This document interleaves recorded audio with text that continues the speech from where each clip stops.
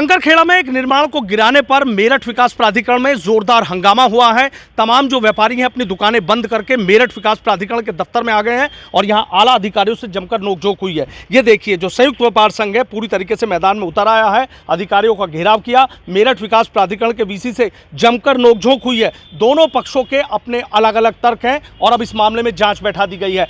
क्यों व्यापारी गुस्से में हैं, क्या बात को लेकर नाराज हैं, क्या मंथन हुआ, उसी पर हम बात कर लेते हैं। संयुक्त व्यापार संघ के अध्यक्ष हैं गुप्ता जी, इनसे बात कर लेता हूं मैं, नवीन गुप्ता जी से। नवीन जी, मुझे ये बताइए कि तमाम आप लोग थे, आज तो बहुत नोकझोंक हुई है, बहुत बहस हुई है। देखिए सनुज जी, सुबह 5:30 बजे कंकरखेड़ा में प्रमोद पुंडीर नामक व्यापारी हैं, उनके यहाँ पहुँचना और पहुंचकर प्रवर्तन दल द्वारा दुकान को गिरा देना पूरा। फिर उसके बाद हमारे वरिष्ठ उपाध्यक्ष नीरज मित्तल जी वहाँ पहुँचते हैं, उसका विरोध करते हैं तो लाठी चलाना, उनके हाथ में चोट लगी है। तो कानून नाम की कोई चीज़ इस देश में है।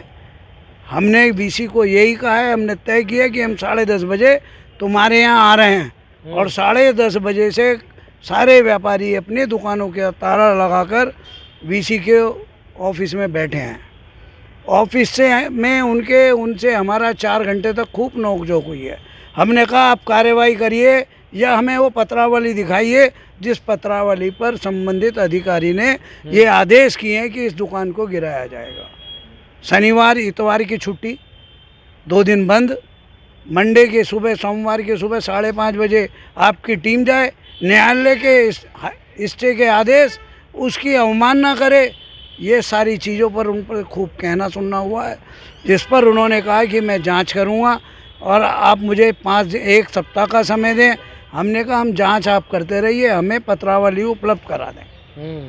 इस बात पर खूब बहस होने के बाद, खूब नरमा गर्मी होने के बाद उन्होंने पत्रावली मंगाने का वायदा किया और उस पत्रावली के इंतज़ार में 2 घंटे तक खुद वीसी साहब बैठे रहे और उनका जो स्टाफ है वह नकारा स्टाफ, उस होशियार स्टाफ नकारा भी है कि 2 घंटे तक उनका अधिकारी उनसे कागज़ मांग रहा है, वे उपलब्ध नहीं करा पा रहे। और होशियार इतना है कि बिना फाइल पे हस्ताक्षर हुए और डिमोलिशन के लिए जाना, किसी भी निर्माण को गिरा देना, उसको छुपाने के लिए वह होशियारी दिखा रहा है। अंत में वीसी ने ये स्वीकार किया कि मेरे विभाग की गलती है, उन्होंने बिना किसी आदेश के वहाँ पर जाकर गिराने का काम किया है। अध्यक्ष जी, मैं उनके खिलाफ़ कार्रवाई करूँगा और 4 दिन के अंदर आपको उस कार्रवाई की जानकारी अवश्य मिलेगी। मैं आपको स्वयं फ़ोन पर दूंगा, आपके व्हाट्सएप पर पूरे पत्राचार को उपलब्ध कराऊंगा। अब मुझे एक चीज़ बता दीजिए, अगर उनकी बात सही निकलती है या आपकी बात सही निकलती है कि भाई गलत तरीके से गिराया गया, तो फिर क्या करेंगे, आप क्या मांग? देखिए, हमारी मांग है ना, वो उन अधिकारियों के खिलाफ कार्रवाई करें। उनका ये कहना है कि अर्बन सीलिंग की कोई ज़मीन है, वो खसरा नंबर अलग है, हमारा खसरा नंबर अलग है। हमारे 189 खसरा नंबर पर की बनी हुई दुकान को गिराया गया है। उनके पास जो खसरा नंबर है 187 है। पहले तो वो जांच करें ना, 187 और 189। अगर आपकी मांग पूरी नहीं हुई, हमारी मांग पूरी नहीं, तो फिर हम इनके घेरने आ जाएंगे। हम इनको ऐसे छोड़ने वाले नहीं हैं। नीरज मित्तल है हमारे साथ, वरिष्ठ उपाध्यक्ष हैं। क्या हुआ था आपके साथ सुबह? सुबह मैं मंदिर से पूजा करके आया तो घटना सुबह 5:30 बजे की है, लेकिन मुझे सूचना 7:30 पौने 8 बजे करीब हुई। तो जब मैं मौके पर पहुंचा तो ध्वस्तीकरण की कार्रवाई चल रही थी। मैंने उनसे कहा कि कागज़ दिखा दो, तो कोई कागज़ नहीं दिखा पाए। तो इसी बीच में और व्यापारी लोगों ने सबने मिलकर उनके कार्रवाई का विरोध किया और जब हमने विरोध किया तो उन्होंने लाठीचार्ज का वो करा। जो काली वर्दी में उनके पर्सनल आदमी थे, कोई पुलिस का कोई स्टाफ नहीं था, कोई कुछ नहीं था। ये घटना वहाँ की सुबह की है। ये प्रमोद पुंडीर नाम के व्यापारी की दुकान है, 45 साल से वही दुकान कर रहे हैं। वहीं पे हाउस टैक्स चोट लगी है किसी का? वो छोटी बहुत, थोड़ा बहुत है, वैसे ज़्यादा नहीं है। अच्छा, आपके भी लगी है? हाँ, तो कोहनी में लगी है थोड़ी। अच्छा, कोहनी में लगी है। हाँ। अच्छा। और जो भी है उनके भी लगी हुई है, लेकिन 1-2 जो मजदूर थे वे डर के मारे भग गए, उनके भी चोट है, लेकिन वे मतलब मिले नहीं, उन पर कोई फ़ोन नहीं था जो मौके पे दुकान पे रहते थे रात को। अच्छा, अब क्या है आप लोगों की मांग? तो कह रहे हैं अध्यक्ष जी ने जो कहा है वही रहेगा कि उन्होंने कहा है कि मैं 3 दिन में या 4 दिन में इसकी पूरी डिटेल निकलवा के दूँगा। उन्होंने अपनी गलती स्वीकार करी कि विकास प्राधिकरण की गलती है और मैं 4 दिन में सबको आके आपको बुलाऊंगा और सबको पूरी चीज़ दिखाऊंगा। देख रहे हैं तमाम लोग गुस्से में हैं। हाँ जी, बहुत गुस्सा है। कंकरखेड़े में बड़ा आक्रोश है कि पहली बार हुआ है कि 5 साढ़े 5 बजे कोई दुकान तोड़ी जा रही है। व्यापारियों को डाकू कोई है, दुकान तोड़ी जाएगी हमारे घर। 40 साल पुरानी दुकान तोड़ी जाएगी तो व्यापारी कहाँ जाएगा? व्यापारी तो सुसाइड करेगा ना। इसका इल्ज़ाम ही तो है जो आज 36 सीट रहेगी बीजेपी की 80 में से। इसी का नाम है कि हमारी गवर्नमेंट हमारे पे अत्याचार, इसलिए व्यापारी बहुत आक्रोश में। देख रहा हूँ कि तमाम लोग बेहद गुस्से में थे। काफ़ी लोग गुस्से में हैं। सुबह से ही 10 बजे से अपने व्यापारी सभी दुकानों को बंद करके नीरज मित्तल जी के उसमें संरक्षण में, और आदरणीय अध्यक्ष जी हमारे नवीन गुप्ता जी, उनके संरक्षण में सभी व्यापारी यहाँ अपनी दुकानें बंद करके एकत्रित हुए एक ही आदेश पर। क्योंकि एक व्यापारी प्रमोद पुंडीर जो 1990 से हाउस टैक्स, बिजली का बिल और उस दुकान पे काबिज था, उसकी दुकान को तोड़ा गया अवैध तरीके से गुंडागर्दी दिखा के, जबकि कोई आदेश नहीं है एमडीए के पास। वीसी साहब ने खुद स्वीकार किया कि कोई आदेश की कॉपी उन पर 4 घंटे के अंदर कोई अधिकारी, जेई कोई ला नहीं पाया। तो ये उनके विभाग की गलती है और उन्होंने स्वीकार की। उन्होंने कहा कि हम उनके आश्वासन पर जा रहे हैं, 4 दिन के अंदर वो कार्रवाई करेंगे अपने अधिकारियों पर भी, और वो जो काली वर्दी वाले गुंडे हैं जो गुंडागर्दी मचा रहे हैं। हमने उनसे ये भी कहा कि एमडीए का काम है डेवलपमेंट का, डेवलपमेंट के नाम पे वो जीरो है। क्योंकि कंकरखेड़ा के अंदर जितनी भी एमडीए की कॉलोनियां हैं उसके अंदर कोई विकास कार्य है, कोई सीवर, कोई चीज़ उस पर इनका ध्यान नहीं है। केवल बिना आदेश के सुबह ही बुलडोजर लो और अपना ध्वस्तीकरण करने चल दो बिना आदेश के। बिना आदेश के क्या लग रहा है आपको? देख रहा हूँ कि तमाम लोग इकट्ठे होकर आए थे। देखिए, विषय गंभीर है और एक व्यापारी के पास में उसकी रोजी रोटी का जो साधन है उसको सुबह 5 बजे चोरों की तरह जाकर के उजाड़ देना, स्थानीय थाने को सूचना नहीं देना, कोई ध्वस्तीकरण का आदेश ना होना, और उसके बाद में उसको 2 दिन पहले, 24 घंटे पहले सूचना देनी थी, अपना सामान निकाल लो। उसके अंदर 2 मजदूर भी थे, 2 अन्य लोग भी थे जो उसके गिरने से बहुत ज़्यादा चोट लग सकती थी।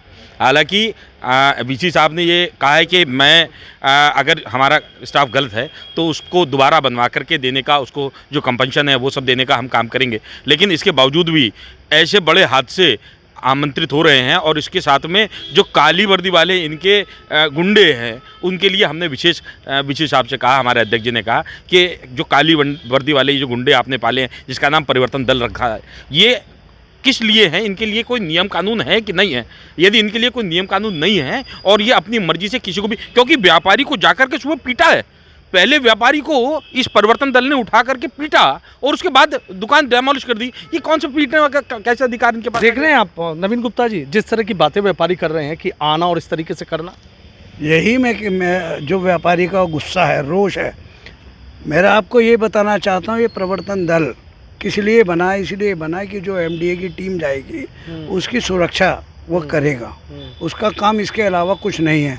और हमने जब वीसी से ये कहा तो वीसी ने बताया भी कि प्रवर्तन दल का काम केवल जो हमारी टीम है उसकी सुरक्षा करना है, इसके अलावा उसका कोई काम नहीं है किसी पर डंडा चलाना। और आज उसने डंडा चलाया है। मैं ऐसे प्रवर्तन दल के, हमने कहा कि उनका काम केवल आज पे लोगों की सुरक्षा करना था, और अगर सुरक्षा करने में कहीं कोताही बरती जाती, उनकी सुरक्षा को कोई खतरा होता तो थाने को सूचना दी जाती।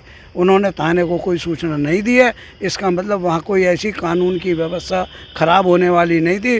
व्यापारी केवल अपनी दुकान को गिरने से बचाने के लिए चिल्ला रहा था, लड़ और मर नहीं रहा था। आपने कोई मीटिंग वगैरह बता रहे हैं कि संयुक्त व्यापार संघ ने कोई मीटिंग बुला ली आप लोग?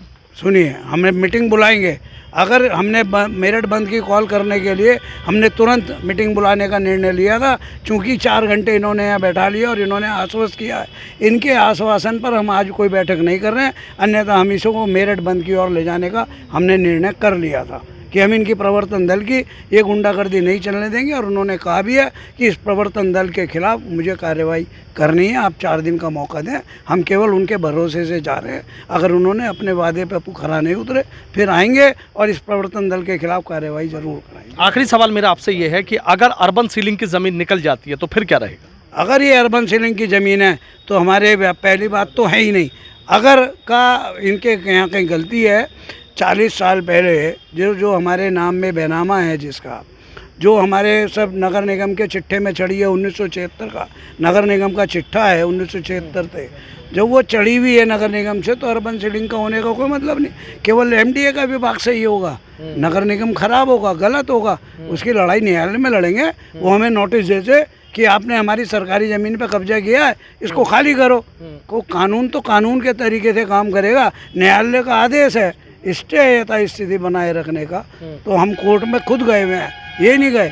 हम खुद गए हैं, तो कोर्ट में जाके मुकाबला करें, हम करेंगे, यहाँ भी करेंगे और कोर्ट में भी करेंगे। देख रहे हैं तो कह रहे हैं आर पार की लड़ाई की बात कर रहे हैं। अध्यक्ष जी के साथ है, कंधे से कंधा मिलाकर तमाम व्यापारी मेरठ के 2.5 लाख व्यापारियों का प्रतिनिधित्व करते हैं। निर्वाचित संयुक्त व्यापार संघ के अध्यक्ष नवीन गुप्ता जी, हम इनके साथ हैं कंधे से कंधा मिलाकर। बहुत बहुत शुक्रिया। तो देखिए जो तमाम व्यापारी हैं बेहद गुस्से में हैं, सीधा कह दिया है कि वीसी ने 4 दिन का आश्वासन दिया है कार्रवाई के लिए, 4 दिन बाद फिर आएंगे। यदि कार्रवाई नहीं होती है तो फिर मीटिंग करके मेरठ बंद की जो चेतावनी है वो भी संयुक्त व्यापार संघ के जो अध्यक्ष नवीन गुप्ता उन्होंने दे दी है। लेकिन कहीं ना कहीं मेरठ विकास प्राधिकरण के वीसी का कहना है कि मामले की जाँच करा रहा हूँ, अर्बन सीलिंग की ये ज़मीन है, जाँच के बाद तस्वीर साफ होगी। लेकिन सीधा उन्होंने ये भी कहा है कि जो अवैध निर्माण है उनके खिलाफ एक्शन जारी रहेगा।